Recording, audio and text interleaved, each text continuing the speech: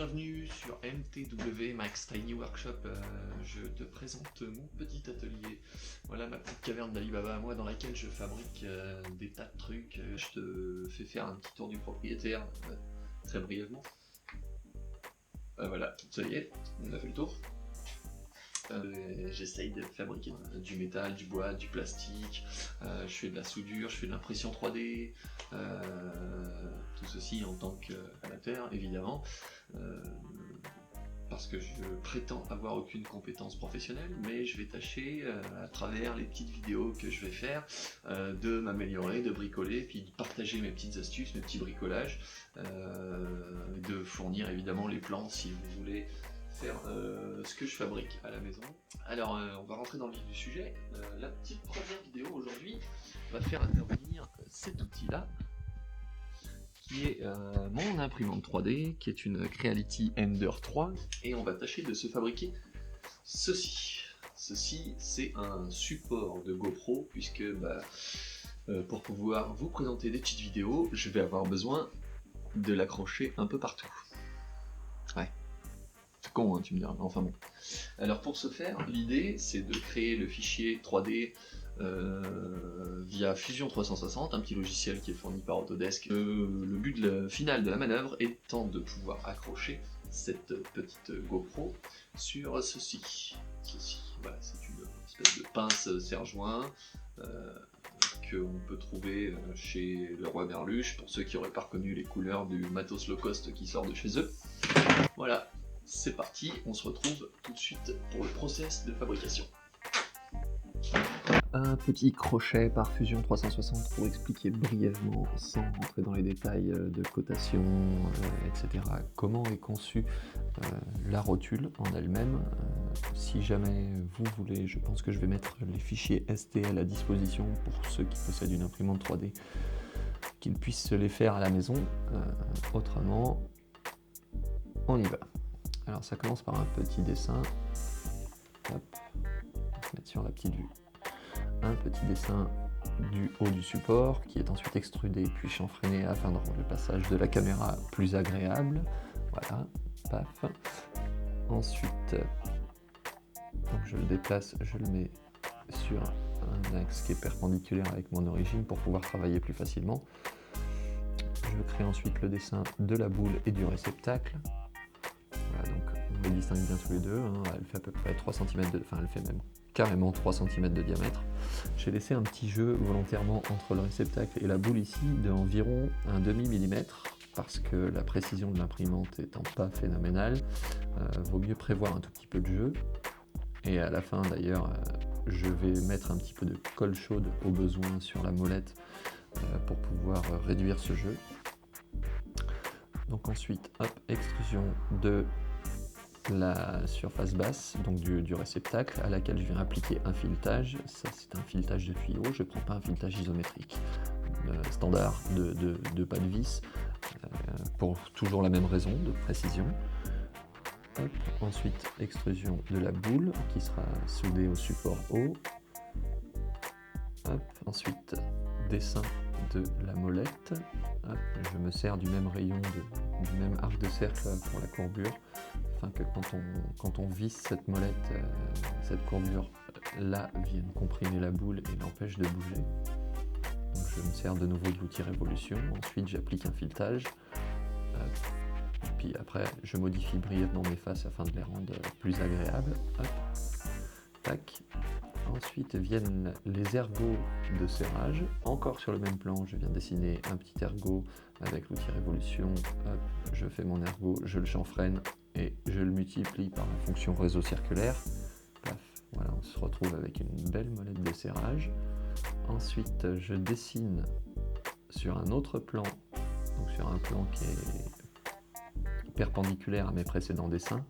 Je dessine toujours via l'outil de réseau circulaire 6 petits trapèzes que je vais venir extruder en retrait sur ma base afin de créer les trous dedans.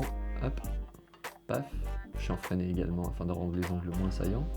Hop, puis ensuite je modifie mon plateau bas, celui-ci, parce que finalement après réflexion la forme ne convient pas, je vais en faire juste un cylindre sur lequel je vais venir tarauder un trou tout en bas et entarauder 4 autres. Hop, voilà, histoire d'avoir la possibilité de fixer ma rotule de différentes manières à ma pince. Voilà, c'est terminé. On peut lancer l'impression.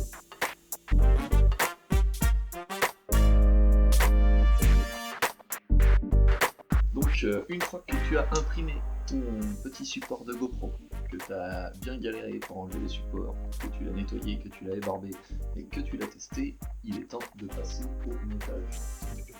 Pas possible. Bon, voilà, on va faire un petit trou, hein, c'est pas extraordinaire. Après, ensuite, on va barboter de colle chaude. D'ailleurs, on va faire chauffer la colle.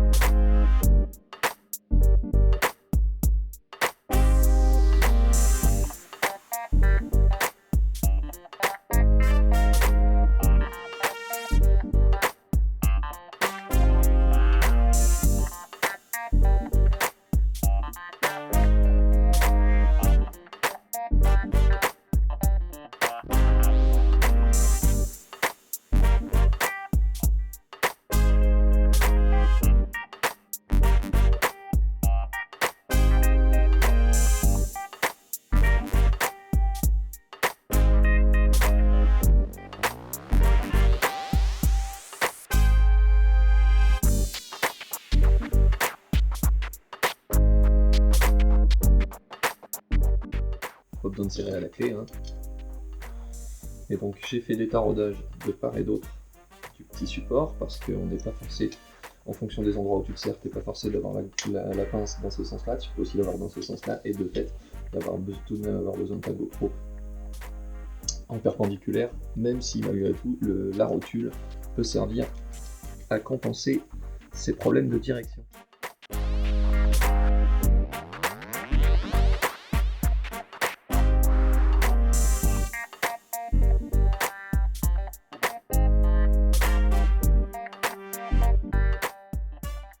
Alors voilà, on a fini notre projet. Si je devais faire un petit retour, en premier lieu, ce serait de dire de ne pas imprimer verticalement, du moins le support avec la boule, de l'imprimer plutôt horizontalement, de façon à ce que les stries du support GoPro soient imprimées en couches longues, plutôt qu'en couches en stries toutes fines qui entamerait sa solidité.